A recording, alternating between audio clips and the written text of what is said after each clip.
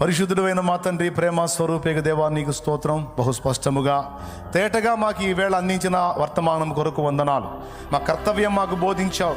మోమాటాలకు ఎవడో ఏదో అనుకుంటాడన్న ఫీలింగ్స్ పెట్టుకొని నీవు మాకు ఇచ్చిన పనిని అశ్రద్ధ చేయకూడదు అని ఘంటాపథంగా మాకు బోధించావు.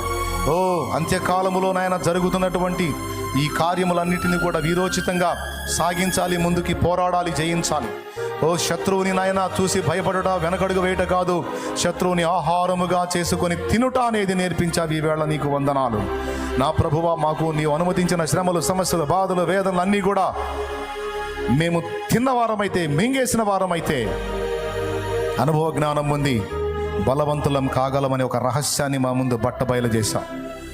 మన్ను సర్పానికి ఆహారమైతే ఆ మన్ను నీ మహిమను పొందుకొని సర్పములను మింగేసేటువంటి శక్తివంతులముగా నా ప్రభ మేము మారాలని మమ్మల్ని బలపరిచినందుకు, ధైర్యపరిచినందుకు, ఉత్తేజపరిచినందుకు, ఉజ్జీవపరిచినందుకు, మాతో మాట్లాడినందుకు వందనాలు చెల్లిస్తూ, స్తోత్రాలు చెల్లిస్తూ, కృతజ్ఞతలు చెల్లిస్తూ, ఎవరెవరు ఏది నన్ను తినేస్తుందని భయపడుతున్నారో, ఏది నన్ను బలహీనపరుస్తుంది, ఏది నన్ను శోధిస్తుంది, ఏది నన్ను మింగేస్తుందని భయపడుతున్నారో, ఇక ఆ భయాన్ని వదిలిపెట్టి విశ్వాసాన్ని బట్టి, కృపను బట్టి, నీలో ఆనందించడాన్ని బట్టి, స్తుతిని బట్టి, అభిషేకాన్ని బట్టి, నీ రక్తమును బట్టి, కృపను బట్టి వాటన్నిటిని కూడా తినటానికి, ఆహారం చేసుకోవటానికి, తద్వారా బలం పొందుకొని ఇంకా పుష్టి నొంది నీ కొరకు మంచి ఫలం ఫలించడానికి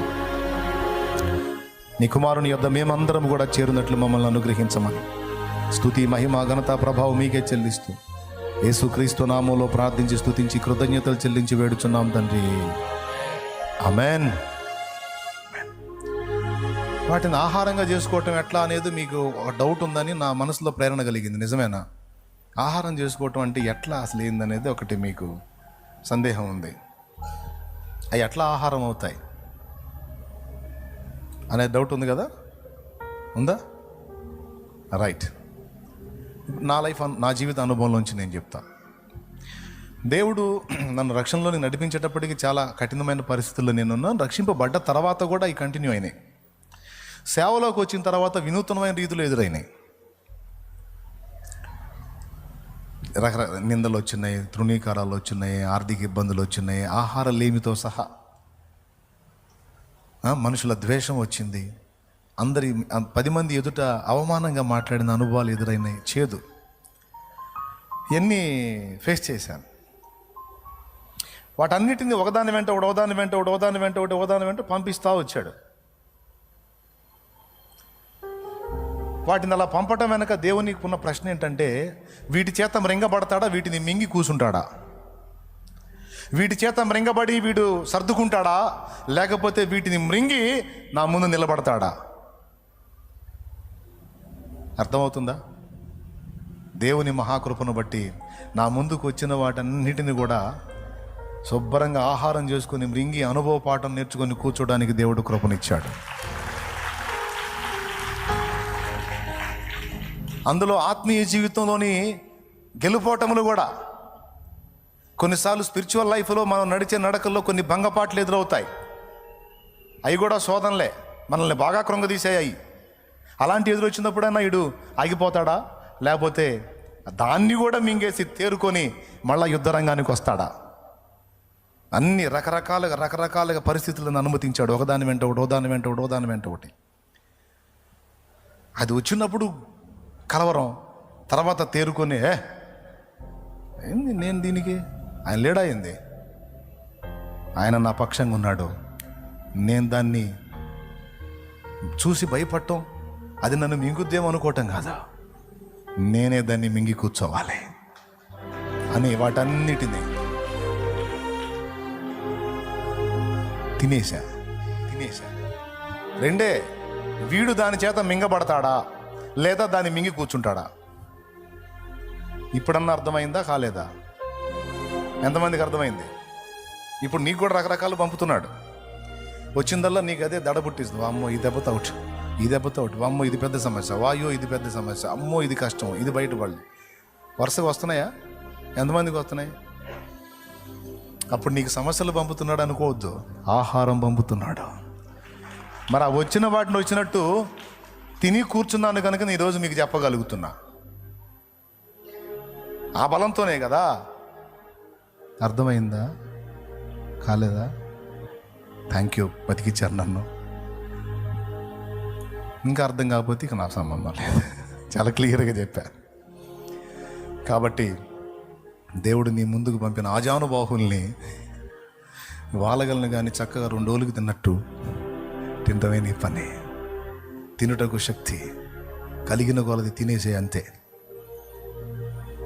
వెనకడుగేయొద్దు. నీ ముందుకు వచ్చి ఒక సమస్య ఊగిసలాడుతుందంటే నీకు ఫుడ్ రెడీ. అది తినటం వల్ల నీకు తెలియకుండా నువ్వు బలం పొందుతావు. ఒక శ్రమని నీవు అనుభవించి జయించుట ద్వారా ఒక అనుభవాన్ని నీవు లైఫ్ లాంగ్ కలిగి ఉంటావు. అది అనేకులకు జీవం అయితే రేపు.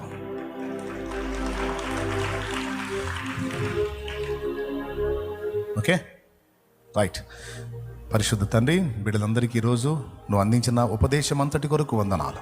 ఇక్కడ లైవ్ ద్వారా, జూమ్ ద్వారా అందుబాటులోకి వచ్చి ఈ ఉపవాసంలో ఏకీభవించిన బిడ్డలందరినీ బట్టి నీకు స్తోత్రాలు చెల్లిస్తా ఉన్నా. ఎవరు ఏ శ్రమ, ఏ బాధ, ఏ వేదన, ఏ రోగము, ఏ ఇరుకు, ఏ ఇబ్బంది, ఏ విషయంలో వచ్చారో రోగాలతో సహా వాటికి మేము బలైపోతాం అనుకోవద్దు. నీవు మాకు తోడై ఉంటే వాటిని బలి చేసి మాకు తినిపిస్తావనేది మేము ఎరిగి విశ్వాసాన్ని బట్టి జయ జీవితాన్ని స్వతంత్రించుకోవాలని మాతో మాట్లాడిన ప్రతి మాట కొరకాయి నీకు వందనాలు చెల్లిస్తున్నాం. ఈ మాటను మా అంతరంగంలో స్థిరపరచండి. దుష్టుడు ఎత్తుకొని పోకుండా వాడిని బంధించి దూరపరచండి. వాడి గవిని మేము స్వాధీనం చేసుకోవటానికి ఇంకను మమ్మల్ని విస్తారపరచండి, విశాలపరచండి, విస్తృతపరచండి. అనేక ప్రాంతములకు వ్యాపించాలి. సత్యమునకు స్తంభమైన సంఘమును, అంత్యకాలపు సంఘమును సిద్ధపరచడానికి కృపనివ్వండి. దుర్బోధలను ఎదిరించి అపసవ్య బోధలను ఎండగట్టి తప్పుడు సిద్ధాంతం ఎండగొట్టడానికి, ఎండగట్టి సత్యమును స్థాపించడానికి ఒక గుంపును మాకు దయచేయండి. నిందలకు, అవమానాలకు, తిరస్కారాలకు వెనకాడక ధైర్యంతో వాటన్నిటిని ఆహారము చేసుకొని ముందుకు సాగిపోయే కృప, బలమునందే కృప మాకు దయచేయండి. కృతజ్ఞతాస్తుతులు చెల్లిస్తూ యేసు నామములో ప్రార్థిస్తున్నాం తండ్రి, ఆమేన్.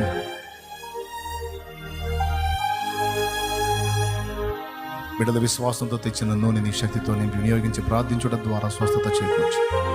అందరికీ కూడా విడుదల, సమాధానం, ధైర్యం, విశ్వాసముందు స్థిరత్వం దాయిచి అది వినియోగించి రోగుల కొరకు ప్రార్థించినప్పుడు స్వస్థత చేకూర్చు. యేసు నామములో వేడుచున్నాం తండ్రి. మన తండ్రి అయిన దేవుని ప్రేమ, ఆయన ప్రియకుమారుడు, మనందరి ప్రాణప్రియుడైన యేసయ్య శాశ్వత నిత్య కృప, పరిశుద్ధాత్మతోడి మనోహర దివ్య సహవాసం, సమాధానం సమకూడిన మనకు సకల పరిశుద్ధులకు సార్వత్రిక సంఘమంతటికి సదాతోడే మనందరం నిత్యత్వంలో చేరు పర్యంతం మనల్ని నడిపించును గాక. ఆమేన్.